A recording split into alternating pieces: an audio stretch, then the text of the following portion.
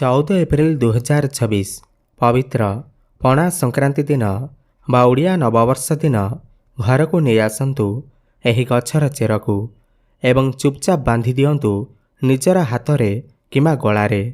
ଦେଖିବେ ପୂରା ବର୍ଷ କେବେ ବି ଧନ ଅର୍ଣ୍ଣର କମି ହେବ ନାହିଁ। ଆପଣଙ୍କର ସମସ୍ତ ମନସ୍କାମନା ପୂର୍ଣ୍ଣ ହେବା ସହିତ ସମସ୍ତ ଗ୍ରହ ପୀଡ଼ା ମଧ୍ୟ ଦୂର ହୋଇଥାଏ। କାହିଁକିନା ଚଳିତ ବର୍ଷର ପଣା ସଂକ୍ରାନ୍ତି ବହୁତ ହିଁ ଖାସ୍ ହେବାକୁ ଯାଉଅଛି। କାହିଁକିନା ଏହି ଦିନ କେତେ ସବୁ ଦୁର୍ଲଭ ସଂଯୋଗ ବନିବାକୁ ଯାଉଅଛି।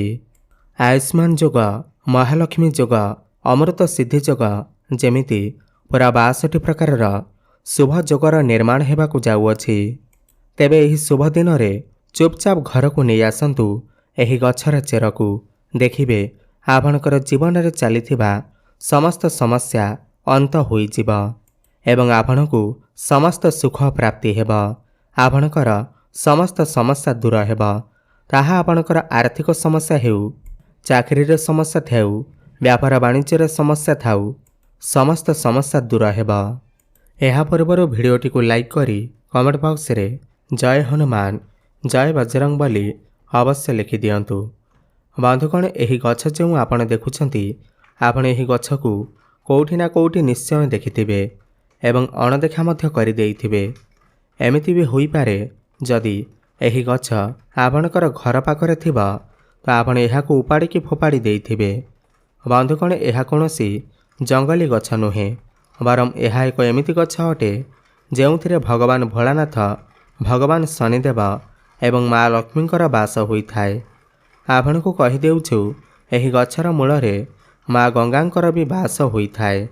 ଏହି ଗଛର ଯଦି ଆପଣ ତାନ୍ତ୍ରିକ ଗୁଣ ଏବଂ ଆୟୁର୍ବେଦିକ ଗୁଣ ଜଣାପଡ଼ିଯିବ ତ ଏହି ଗଛକୁ ଆପଣ ଆପଣଙ୍କର ଦିନଚର୍ଯ୍ୟାର କାମରେ ସାମିଲ କରିପାରିବେ। ଯଦି ଆପଣ ଆପଣଙ୍କର ଜୀବନରେ ଗରିବୀ, ଦରିଦ୍ରତା, କଷ୍ଟ, ଦୁର୍ଭାଗ୍ୟ କାରଣରୁ ଚିନ୍ତିତ ଥିଲେ ତ ବିଶ୍ୱାସ କରନ୍ତୁ, ଏହି ଗଛର ବ୍ୟବହାର କରି ଆପଣ ସମସ୍ତ ସମସ୍ୟାରୁ ମୁକ୍ତି ପାଇପାରିବେ। ସରଳ ଭାଷାରେ କହିଲେ, ଯଦି ଆପଣଙ୍କର ଜୀବନରେ ଧନ କାରଣରୁ ଚିନ୍ତିତ ଥିଲେ, ଆପଣଙ୍କ ପାଖକୁ ଧନ ଆସୁନଥିଲା, ଧନ ଆସିବାର ସମସ୍ତ ମାର୍ଗ ବନ୍ଦ ହୋଇଯାଇଥିଲା ଏବଂ ଏହି ଗଛର ଯଦି ସଠିକ ଉପାୟରେ ସାଧନା କରିନେବେ, ଆପଣଙ୍କୁ ମା ଲକ୍ଷ୍ମୀଙ୍କର ଆଶୀର୍ବାଦ ପ୍ରାପ୍ତି ହେବ ଏବଂ ଆପଣଙ୍କର ଜୀବନରେ ଧନର ଆଗମନ ହେବ। ପଇସା ଆପଣଙ୍କ ପାଖକୁ ଚୁମ୍ବକ ପରି ଆକର୍ଷିତ ହୋଇ ଆସିବ। ଯଦି ଆପଣଙ୍କର ଶତ୍ରୁ ଆପଣଙ୍କର ବିନାଶ କରିବାକୁ ଚାହୁଁଛନ୍ତି, ତେବେ ଏହି ଗଛର ଯଦି ସଠିକ ଉପାୟରେ ସାଧନା କରିନେବେ, ଖାସ୍ କରି ଏହି ପଣା ସଂକ୍ରାନ୍ତି ଦିନ, ତ ଭଗବାନ ଶନିଦେବଙ୍କୁ ଖୁସି କରିଦେବେ। ଆପଣଙ୍କର ଶତ୍ରୁଙ୍କର ବିନାଶ ହୋଇଯିବ। ଯଦି ଆପଣ ଆପଣଙ୍କର ଜୀବନରେ କୌଣସି ଅନ୍ୟ ସମସ୍ୟା ନେଇ ଚିନ୍ତିତ ଥିଲେ, ଆପଣଙ୍କର ଭାଗ୍ୟ ଆପଣଙ୍କର ସାଥ ଦେଉନଥିଲା, ତ ଆପଣଙ୍କୁ ଏହି ଗଛର ସଠିକ ସାଧନା କରିବାକୁ ହେବ, ଯାହାଦ୍ୱାରା ଆପଣଙ୍କୁ ଭଗବାନ ଭୋଳାନାଥଙ୍କର ଆଶୀର୍ବାଦ ମିଳିବ। ବିଶ୍ୱାସ କରନ୍ତୁ, ଆପଣଙ୍କର ଜୀବନରେ କାଳ ବି ଆପଣଙ୍କର କିଛି ବି କ୍ଷତି କରିପାରିବ ନାହିଁ। କାରଣ କାଳର କାଳ ଭଗବାନ ଭୋଳାନାଥ ଯଦି ଆପଣଙ୍କର ଉପରେ ହାତ ରଖିଦେବେ, ତେବେ ବିଶ୍ୱାସ କରନ୍ତୁ, କେବେ ବି ଆପଣଙ୍କର କିଛି ବି କେହି କ୍ଷତି କରିପାରିବେ ନାହିଁ। ଭିଡ଼ିଓ ଆଗକୁ ବଢ଼ିବା ପୂର୍ବରୁ ଯଦି ଆପଣ ଭଗବାନ ଶିବଙ୍କୁ ସଚ୍ଚା ହୃଦୟରୁ ଭକ୍ତି କରୁଥାନ୍ତି, ତେବେ ଭିଡ଼ିଓଟିକୁ ଲାଇକ୍ କରି କମେଣ୍ଟ ବକ୍ସରେ ଓମ୍ ନମଃ ଶିବାୟ ଲେଖିଦିଅନ୍ତୁ। କାରଣ ଭଗବାନ ଭୋଳାନାଥଙ୍କର ଆଶୀର୍ବାଦ ଆପଣଙ୍କର ଉପରେ ସର୍ବଦା ମନେ ରହିବ। ଆପଣଙ୍କର କେହି କିଛି ବି କ୍ଷତି କରିପାରିବେ ନାହିଁ। ତେବେ ଏହି ଗଛର କେଉଁ ଭାଗର ପ୍ରୟୋଗ କେମିତି କରିବାକୁ ହେବ, ଏହା ଆପଣଙ୍କୁ ଜାଣିବା ବହୁତ ଜରୁରୀ ଅଟେ, ଯେଉଁ ବିଷୟରେ ଆଜି ଆମେ ଏହି ଭିଡ଼ିଓରେ ଆପଣଙ୍କୁ କହିବୁ। ଏହି ଗଛର ଦୁଇଟି ଗୁଣ ରହିଛି, ଆୟୁର୍ବେଦିକ ଗୁଣ ଏବଂ ତାନ୍ତ୍ରିକ ଗୁଣ। ଆୟୁର୍ବେଦିକ ଗୁଣ ମାନେ ଯଦି ଆପଣ ବଡ଼ ବଡ଼ ରୋଗ ପାଇଁ ଚିନ୍ତିତ ଅଛନ୍ତି, ମାନେ ଆପଣ ଲକ୍ଷ ଲକ୍ଷ ଟଙ୍କା ଖର୍ଚ୍ଚ କରିସାରିଛନ୍ତି ଆପଣଙ୍କର ବିମାରୀରେ ଏବଂ ଆପଣଙ୍କୁ ଫାଇଦା ମିଳୁନାହିଁ, ତେବେ ଏହି ଗଛର ଆପଣ ବ୍ୟବହାର କରିଦିଅନ୍ତୁ। ସଠିକ ଉପାୟରେ ବିଶ୍ୱାସ କରନ୍ତୁ, ଆପଣଙ୍କର ବିମାରୀ ଧୀରେ ଧୀରେ ଭଲ ହୋଇଯିବ। ଏଥିପାଇଁ ଏହି ଗଛର ମହତ୍ତ୍ୱ ଆୟୁର୍ବେଦରେ ବହୁତ ହିଁ ଅଧିକ ରହିଅଛି। ଯଦି ଆପଣ ଏହାର ତାନ୍ତ୍ରିକ ଗୁଣ ବିଷୟରେ ଜାଣିଦେବେ ତ ବିଶ୍ୱାସ କରନ୍ତୁ, ଆପଣଙ୍କର ଜୀବନରେ କେବେ ବି ଆପଣଙ୍କୁ କଷ୍ଟ ଦେଖିବାକୁ ମିଳିବ ନାହିଁ। ଧନ ଆପଣଙ୍କ ପାଖକୁ ମାଡ଼ି ଆସିବ। ଏହି ଗଛର ନାମ ଅଟେ ଅପମାର୍ଗ ଗଛ। ଏହା ଓଡ଼ିଶାରେ ବହୁତ ଅଧିକ ଦେଖାଯାଏ। ଆପଣଙ୍କର ଏରିଆରେ ଏହି ଗଛକୁ କେଉଁ ନାମରେ ଜଣାଯାଏ ଆମକୁ ନିଶ୍ଚୟ କମେଣ୍ଟ କରି ଜଣାଇବେ। ଏହାକୁ ଅପମାର୍ଗ ଏଥିପାଇଁ କୁହାଯାଏ କାହିଁକି ନା ଏହା ଓଲଟା ଚାଲିଥାଏ। ଏହି ଗଛର ବୀଜ ବା ଉପରି ଭାଗ ଓଲଟା ଚାଲିଥାଏ। ଆପଣ ଅଲଗା ଗଛଲତା ଦେଖିଥିବେ ସେମାନଙ୍କର ବୀଜ ଯେଉଁ ରହିଥାଏ ତାହା ସିଧା ଉଠିଥାଏ, କିନ୍ତୁ ଏହି ଗଛର ବୀଜ ଓଲଟା ଉଠିଥାଏ। ଏଥିପାଇଁ ଆୟୁର୍ବେଦ ଭାଷାରେ ଏହାକୁ ଅପମାର୍ଗ କୁହାଯାଏ। ଏହାର ବୀଜ ଯେଉଁ ଓଲଟା ଉଠିଥାଏ ଏହା ହେଉଛି ଏହି ଗଛର ସବୁଠୁ ବଡ଼ ଖାସ୍ ମହତ୍ତ୍ୱ। ସର୍ବପ୍ରଥମେ ଆପଣଙ୍କୁ ଏହା କହିବି, ଯଦି ଆପଣ ବାସ୍ତୁଶାସ୍ତ୍ରର ବନସ୍ପତି ଜ୍ଞାନର ଅଧ୍ୟାୟ ନମ୍ବର 51କୁ ଯିବେ, ସେଠାରେ ଆପଣଙ୍କୁ ସଫାସଫା ଦେଖିବାକୁ ମିଳିବ ଯିବ ଏହି ଗଛ ସନ୍ଥ ମହାତ୍ମା ମୁନି ଋଷିମାନେ ଏହାର ବ୍ୟବହାର କରୁଥିଲେ। ପୂର୍ବ କାଳରେ ଏହି ଗଛକୁ ଧର୍ମଶାସ୍ତ୍ରରେ ଏକ ଶୁଭ ଗଛ ମାନାଯାଇଥାଏ। ଏହି ଗଛର ବ୍ୟବହାର କରି ଆପଣ ଆପଣଙ୍କର ଶରୀରର ପ୍ରୋଟିନ୍କୁ ପୂର୍ତ୍ତି କରିପାରିବେ। ପୂର୍ବ କାଳରେ ସନ୍ଥ ମହାତ୍ମାମାନେ ଥିଲେ, ଯେତେବେଳେ ସେ ମାସ ମାସ ଧରି ତପସ୍ୟାରେ ଲୀନ ରହୁଥିଲେ, ଭଗବାନଙ୍କ ଆରାଧନାରେ ସେମାନେ ଏହି ଗଛର ବୀଜର ଖେଚୁଡ଼ି ବନେଇ ଖାଉଥିଲେ, ଯାହାଫଳରେ ସେମାନଙ୍କୁ 10 ଦିନ ପର୍ଯ୍ୟନ୍ତ ଖାଇବାକୁ ପଡ଼ୁନଥିଲା। ଏହି ଗଛ ପ୍ରୋଟିନ୍ ମାମଲାରେ ବହୁତ ସୁନ୍ଦର ଗଛ ଅଟେ। ଏଥିପାଇଁ ସନ୍ଥ ମହାତ୍ମାମାନେ ଏହି ଗଛକୁ ନିଜ ପାଖରେ ନିଶ୍ଚୟ ରଖୁଥିଲେ। ଏହି ଗଛ ଏମିତି ଗଛ ଅଟେ ଯାହା ଉପରେ ଅମୃତର କିଛି ବୁନ୍ଦା ପଡ଼ିଥିଲା। ଯେବେ ସମୁଦ୍ର ମନ୍ଥନ ହୋଇଥିଲା ଏବଂ ଯେବେ ଅମୃତ ଧରିତ୍ରୀକୁ ଆସିଥିଲା, ତ ଅପମାର୍ଗ ଗଛ ଉପରେ କିଛି ବୁନ୍ଦା ଅମୃତ ପଡ଼ିଥିଲା, ଯେଉଁ କାରଣରୁ ଏହାର ମୂଳରେ ମା ଗଙ୍ଗାଙ୍କର ବାସ ହୋଇଥାଏ। ଯଦି ଆପଣ ପୁରୁଣାକାଳିଆ ଲୋକଙ୍କ ସହିତ ମିଶିବେ ତ ଆପଣ ଏହା ଜାଣିବାକୁ ପାଇବେ କି ପୂର୍ବକାଳର ବ୍ୟକ୍ତି ଏହି ଗଛର ମୂଳର ବ୍ୟବହାର ନିଶ୍ଚିନ୍ତ କରୁଥିଲେ। ସେମାନେ ଏହାର ମୂଳରେ ଦାନ୍ତ ଘଷୁଥିଲେ। ଯଦି ଆପଣଙ୍କର ମାଢ଼ିରେ ଦରଜ ଅନୁଭୂତ ହେଉଛି, ପାଇରିଆ ହୋଇଛି, ଦାନ୍ତ ହଳଦିଆ ପଡ଼ିଯାଇଛି ଏବଂ ଦାନ୍ତରେ ବ୍ୟାକ୍ଟେରିଆ ଜମି ଯାଇଛନ୍ତି, ଏଥିପାଇଁ ଏହି ଗଛ ଆପଣଙ୍କ ପାଇଁ ରାମବାଣ ଉପାୟ ହୋଇପାରେ। ଏବେ ଆପଣଙ୍କୁ ପ୍ରଥମେ ଏହାର ଆୟୁର୍ବେଦିକ ଗୁଣ କହିବୁ, ତାପରେ ଏହାର ତାନ୍ତ୍ରିକ ଗୁଣ ବତେଇବୁ। ସେଥିପାଇଁ ଏହି ଭିଡ଼ିଓଟିକୁ ଶେଷ ପର୍ଯ୍ୟନ୍ତ ନିଶ୍ଚୟ ଦେଖନ୍ତୁ।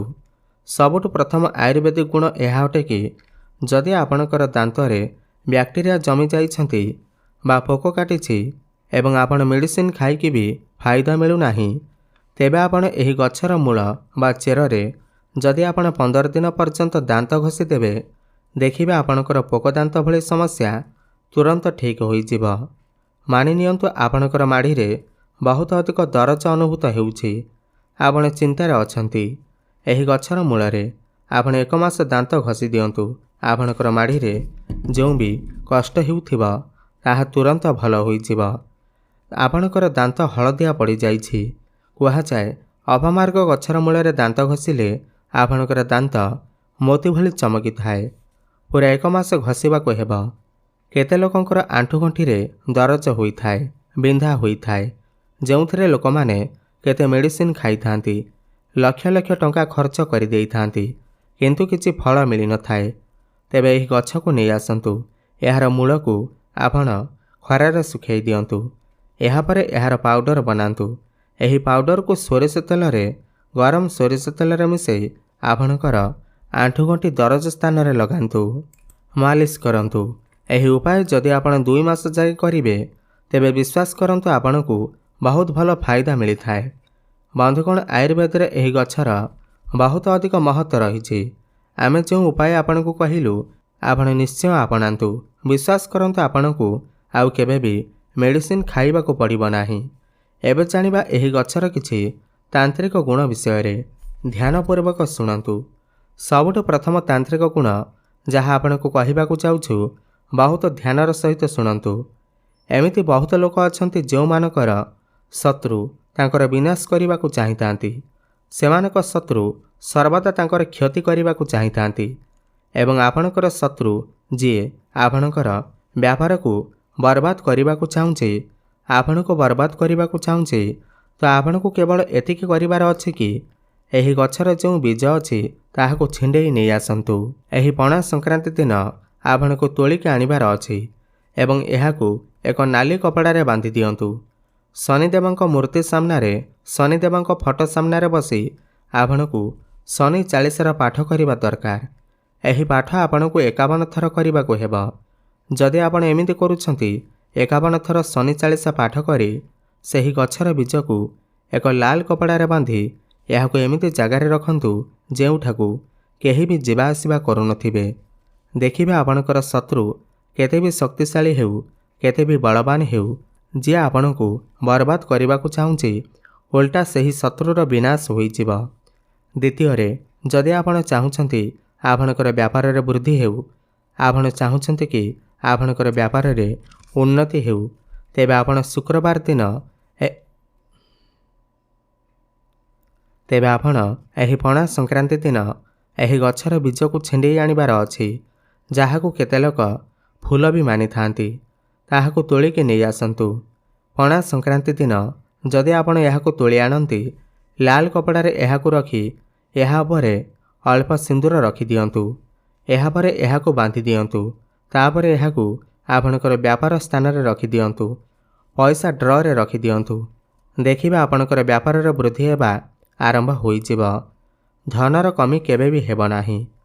ଯଦି ଆପଣଙ୍କୁ ଲାଗୁଛି କି ଆପଣଙ୍କର ପଛରେ ଭୂତ ପ୍ରେତ ଖରାପ ଆତ୍ମା ପଡ଼ି ରହିଛନ୍ତି, ଲୋକ ଚିନ୍ତିତ ହୋଇସାରିଛନ୍ତି କଳା ତନ୍ତ୍ର ବିଦ୍ୟାରେ, ତ ଆପଣ ଏହି ଉପାୟ କରିନିଅନ୍ତୁ। କେବେ ବି ଆପଣଙ୍କର ଉପରେ ଭୂତ ପ୍ରେତ କଳା ଯାଦୁର ପ୍ରଭାବ ପଡ଼ିବ ନାହିଁ। ଆପଣଙ୍କୁ କେବଳ ସୋମବାର ଦିନ ଏହି ଗଛର ମୂଳ ଛିଣ୍ଡେଇ ଆଣିବାର ଅଛି। ମାନେ ଗଛକୁ ପୁରା ଉପାଡ଼ି ନେଇ ଆସନ୍ତୁ। ଏହାର ଯେଉଁ ମୂଳ ବା ଚେର ଅଛି ତାହାକୁ ଧୋଇ ଦିଅନ୍ତୁ। ଭଗବାନ ଭୋଳାନାଥଙ୍କ ମୂର୍ତ୍ତି ହେଉ ବା ଫଟୋ ହେଉ, ତାଙ୍କ ସାମ୍ନାରେ ବସି ଆପଣଙ୍କୁ 1001 ଥର ଓମ୍ ନମଃ ଶିବାୟ ଜପ କରିବାର ଅଛି। ଗୋଟେ ଚାନ୍ଦିର ତାବିଜରେ ଏହି ଚେରକୁ ପୁରାଇ ଆପଣ ଏହାକୁ ଧାରଣ କରନ୍ତୁ।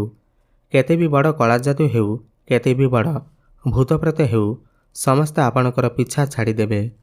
ଚତୁର୍ଥ ଉପାୟ, ଯଦି ଆପଣ କରିଦେବେ ତେବେ ଆପଣଙ୍କୁ ସମାଜରେ ମାନ ପ୍ରତିଷ୍ଠା ନିଶ୍ଚିନ୍ତ ମିଳିବ। ଯଦି ଆପଣ ତିଳକର ଧାରଣ କରିଥାନ୍ତି, ତ ଆପଣ ଗୋଟେ କଥା ଜାଣି ନିଅନ୍ତୁ, ମଙ୍ଗଳବାର ଦିନ ହୋଇଥାଏ ହନୁମାନଙ୍କ ଦିନ। ଏହି ଦିନ ଏହି ଗଛକୁ ଉପାଡ଼ି ନେଇ ଆସନ୍ତୁ ଏବଂ ଏହାର ମୂଳକୁ ଧୋଇକି ଶୁଖେଇ ଦିଅନ୍ତୁ। ଆପଣ ଯେଉଁ ବି ତିଳକ ଧାରଣ କରିଥାନ୍ତି ସେଥିରେ ଗୋଟେ ଚୁଟକି ଏହାର ପାଉଡର ପକାଇ ଦିଅନ୍ତୁ। ଆପଣ ଚାକିରି ପ୍ରାପ୍ତି ପାଇଁ ଯାଉଛନ୍ତି, ଆପଣ କମ୍ପିଟିସନ୍ ଇଣ୍ଟରଭ୍ୟୁ ଦେବାକୁ ଯାଉଛନ୍ତି, ଆପଣ କୌଣସି ବ୍ୟାପାରର ମିଟିଂ ପାଇଁ ଯାଉଛନ୍ତି, ଆପଣଙ୍କର ମଙ୍ଗଳ ବହୁତ ଭଲ ହୋଇଯିବ। ଯଦି କୌଣସି ବ୍ୟକ୍ତିର ମଙ୍ଗଳ ଭଲ ସ୍ଥିତିରେ ରହିଯାଆନ୍ତି, ତ ମାନନ୍ତୁ ସେମାନଙ୍କର ସମସ୍ତ କାର୍ଯ୍ୟରେ ସଫଳତା ମିଳିଥାଏ। ଏତିକି କରିବା ପରେ ଆପଣଙ୍କର ମଙ୍ଗଳ ବହୁତ ଭଲ ସ୍ଥିତିକୁ ଆସିଯିବେ। ଏହାଛଡ଼ା ଆପଣ ଯେଉଁ କାର୍ଯ୍ୟ ପାଇଁ ଯାଉଛନ୍ତି ସେହି କାମ ଆପଣଙ୍କର ନିଶ୍ଚିନ୍ତ ହୋଇଯିବ। ଆପଣଙ୍କୁ ସେହି କାର୍ଯ୍ୟରେ ସଫଳତା ମିଳିବ।